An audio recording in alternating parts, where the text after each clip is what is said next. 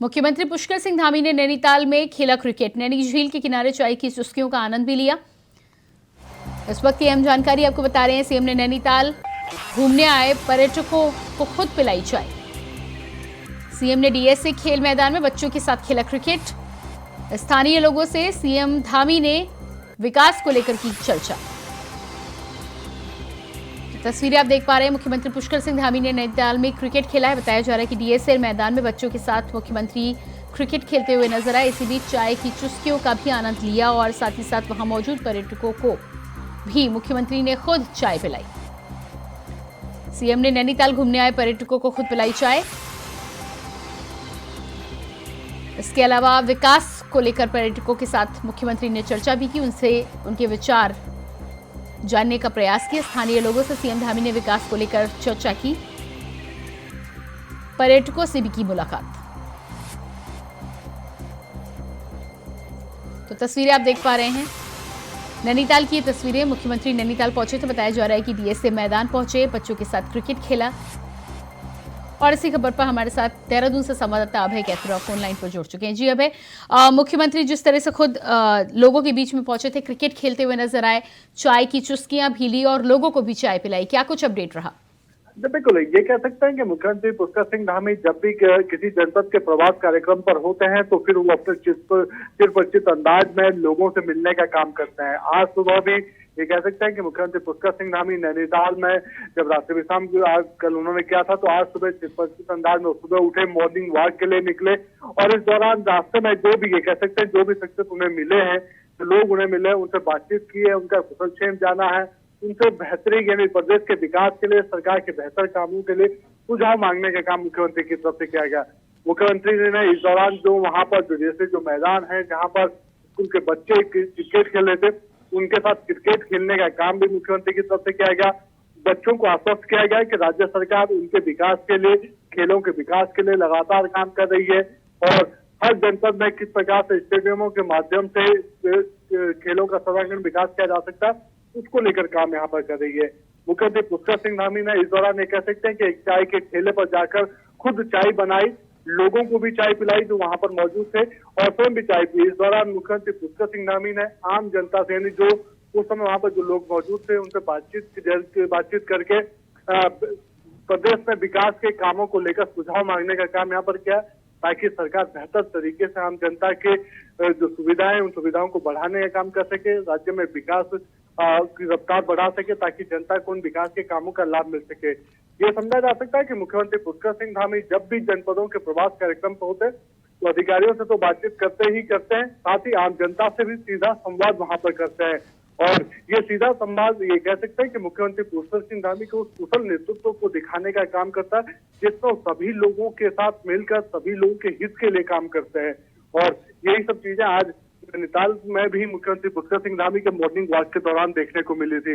लोग इस दौरान ये कह सकते हैं कि जो मुख्यमंत्री से मिले, जो मुख्यमंत्री के साथ अपनी सेल्फी खिंचवाते हुए नजर आए, उनसे बातचीत करते नजर आए और उनकी तरफ से कुछ सुझाव भी मुख्यमंत्री पुष्कर सिंह धामी को यहाँ पर दिए गए कि किस प्रकार से और बेहतर काम सरकार को करने चाहिए ताकि राज्य में विकास की रफ्तार बढ़ सके और राज्य के जो युवा हैं उन युवाओं का जो हुनर है, उनकी जो प्रतिभा है, उसका उपयोग भी राज्य के लिए हो सके।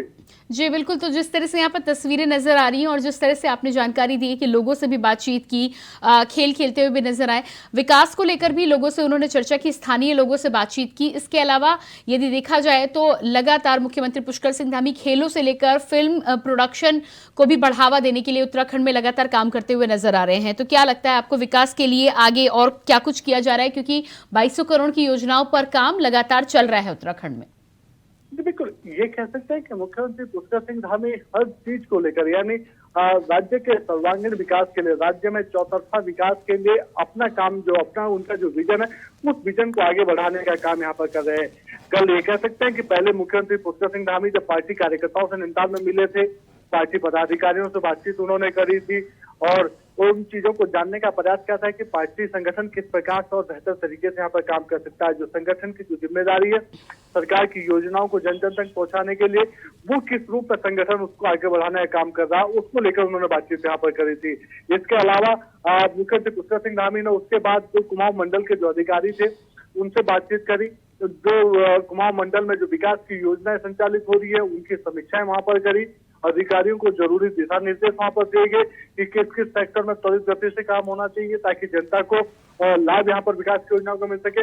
और आज सुबह ये कह सकते हैं कि जब मॉर्निंग वॉक पर मुख्यमंत्री पुष्कर सिंह धामी निकले थे तो जो सरकार की जो योजनाएं संचालित है उन योजनाओं पर फीडबैक भी लेने का काम उनसे किया गया। मुख्यमंत्री पुष्कर सिंह धामी ने जनता से सीधे बातचीत में उन सब चीजों की जानकारी यहाँ पर लेने की कोशिश करी कि जो योजना राज्य सरकार चला रही है उसका लाभ जनता तक मिल रहा है, जनता तक पहुंच पा रहा है या नहीं, जनता को किन विकास योजनाओं की समय आवश्यकता है और खासतौर पर जनपदों में जो विकास की जो योजनाएं संचालित है यानी जनपद की जो मुख्य जो चीजें हैं, जनपद की जो आर्थिकी को बढ़ाने वाली जो चीजें होंगी उस पर किस प्रकार से सरकार आगे बढ़ सकती है, उन सब चीजों को लेकर बातचीत करते हुए मुख्यमंत्री पुष्कर सिंह धामी नजर आए। तो ये कह सकते हैं कि एक युवा कुशल नेतृत्व का जो अभी तक जो बातें हम कहते थे, जो बातें अब तक कहते आए थे इन योजनाओं के जरिए, वो मुख्यमंत्री पुष्कर सिंह धामी चरितार्थ करते नजर आ रहे हैं अपने दौरों के दौरान, क्योंकि वो सीधा जनता से संवाद करते हैं और जो सरकार की योजना है उनका फीडबैक लेने का काम करते हैं और फिर उसके बाद अधिकारियों को दिशा निर्देश देते हैं ताकि जो विकास के काम है वो तेज गति से आगे बढ़ सके। जी बिल्कुल। अब इसके अलावा अब यदि बात की जाए इन्वेस्टर्स समिट की तो अब केवल 1 से सवा महीने का समय बचा है। दिसंबर माह में इन्वेस्टर समिट होना है। क्या कुछ तैयारियां इन्वेस्टर समिट को लेकर चल रही हैं उत्तराखंड में? इन्वेस्टर समिट को लेकर मुख्यमंत्री पुष्कर सिंह धामी और उनकी सरकार लगातार अपनी तैयारियों को पूरा करती हुई नजर आ रही है। शासन स्तर पर अधिकारियों को जो जिम्मेदारी दी गई इन्वेस्टर समिट को लेकर उसको लेकर शासन स्तर का लगातार अपनी मॉनिटरिंग कर रहा है, उन चीजों की समीक्षाएं कर रहा है और आगे बढ़ाने का काम कर रहा है। दिसंबर माह में 8 और 9 दिसंबर को ये प्रस्तावित इन्वेस्टर समिट है जो देहरादून में होगा।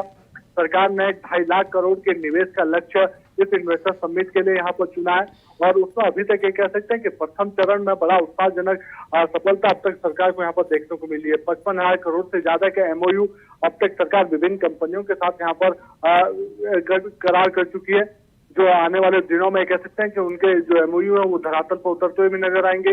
इसके अलावा देश के विभिन्न शहरों में, चाहे आपका बेंगलोर हो, अहमदाबाद हो, मुंबई हो, वहां पर किस प्रकार से राज्य सरकार इन्वेस्टर समिट को लेकर रोड शो आयोजित करेगी उसका भी कटर रिजल्ट यहाँ पर जारी हो चुका है।